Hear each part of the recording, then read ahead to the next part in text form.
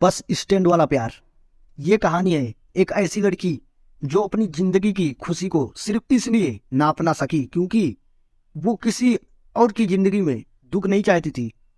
तो आइए मैं और आप साथ पढ़ते हैं और जानते हैं क्या थी उस लड़की की सैड लव स्टोरी। दोस्तों, आपने बहुत सी कहानियां सुनी होगी और देखी होगी, पर ना जाने क्यों अक्सर हर किसी को अपनी ही दास्तां खास लगती है। चाहे वो अधूरी हो या उस कहानी में उसे बेहतरीन अंजाम मिल गया हो। जिस कहानी में हैप्पी एंडिंग होती है वो तो बहुत ही अच्छी लगती है, लेकिन जिसको अपना प्यार नहीं मिलता, चाहे वो किस्मत का लिखा कहो या खुदा की कोई साजिश, उस कहानी की शुरुआत अनोखी ही होती है। ये बस कुछ महीने पुरानी हाला ये दिल की दास्तां है जिसे लफ्जों में पिरो रही हूं। रोज की तरह बस स्टैंड पर अपनी बस का इंतजार कर रही थी और रोजाना की तरह ना जाने कितने चेहरों को अपने सामने से गुजरता देख रही थी, लेकिन मेरी नजरें मानो ठहर गई हो सिर्फ उसको देखने के लिए। जब वो मेरे सामने से मुस्कुराता हुआ गुजरा तो उसकी आंखों में चमक और मंद मंद मुस्कान मानो मुझसे कुछ कहना चाह रही थी। मैं नादान अपनी खूबसूरती पर इतराते हुए आंखें तो फेर लेती हूँ, लेकिन दिल थम सा जाता है, इसलिए चुपके चुपके से उसे देख रही थी। शायद उसकी और मेरी नजरें आपस में बातें करने लगी थी। तभी तो उसको देख मेरे होठों पर मुस्कान अपने आप आने लगी। फिर उसने कुछ कहा और मैं हैरान निगाहों से समझने की कोशिश करने लगी। वो हंसता हुआ मेरी ओर बढ़ने लगा। उसे आता हुआ देख मैंने शर्माते हुए अपनी आंखों को झुका लिया। उसने मेरे करीब आकर कहा, तुम खुशी हो ना? मैं चौंक उठी और तुरंत पूछा, तुम कौन हो? कैसे जानते हो मेरा नाम?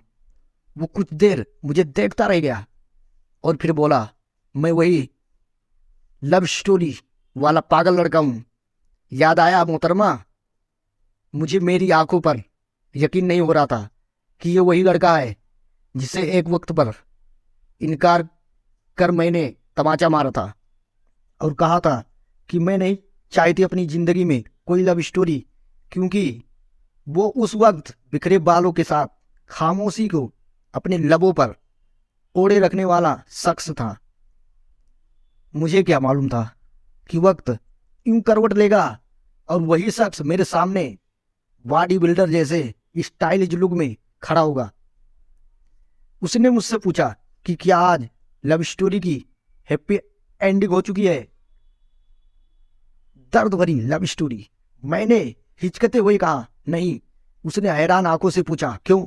मैं मुस्कुराती हुई बोली कि मैंने उस वक्त भी कहा था और आज भी कह रही हूं कि मैं अपनी जिंदगी में कोई लव स्टोरी नहीं चाहती हूं, लेकिन मैं उसकी निगाहों से समझ गई थी कि उसके मन में बहुत से सवालों को की लहरें उड़ रही हैं।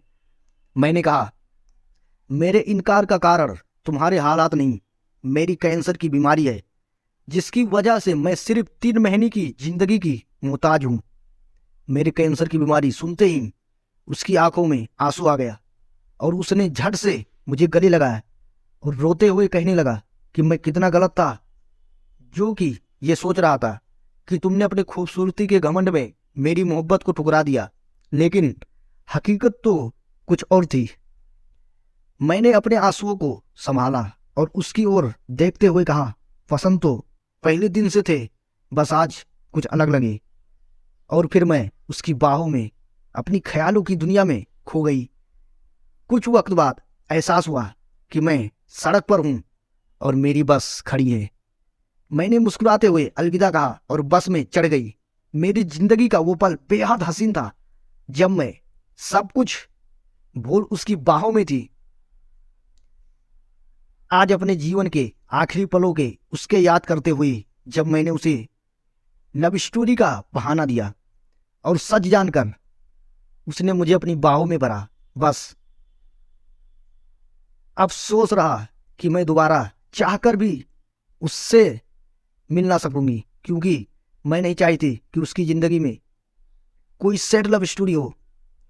इसी के साथ मैं आपसे विदा लेता हूं दोस्तों।